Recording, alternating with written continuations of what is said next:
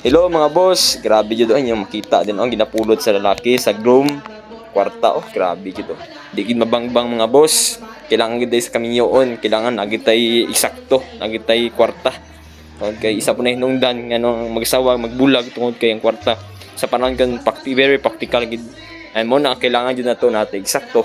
Kana inyo nakita nga kwarta ginapulot sa groom mga boss is gikan na sa mga gihatag sa mga ninong, sa mga sponsors. So dako na siya tabang boss kay tungod kay di dalim ang kasal.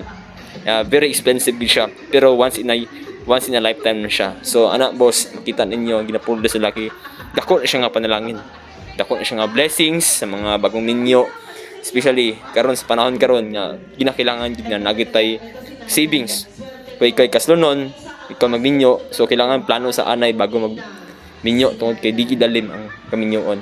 Tungod kailangan jud plaster jud anay, plaster jud mo na nga kailangan jud depende po si mo pagpaningkamot mga boss. So kailangan ang ginapulot ayan inyo makita mga boss, yan grabe jud ang gapila sa mga kwarta oh grabe mga boss. Nga na 100, na 500, na 200 sa panadina ng mga salapi diyan makita ninyo nagka-violet 100, nagka-green mo na 200, kwinta usay gikan na sa mga sponsors mga boss.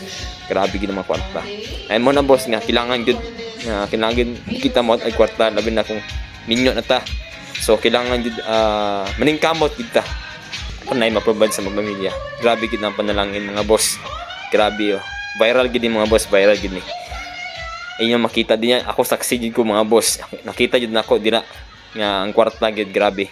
Grabe gid mga buutan gid mga sponsors, buutan gid mga gahatag.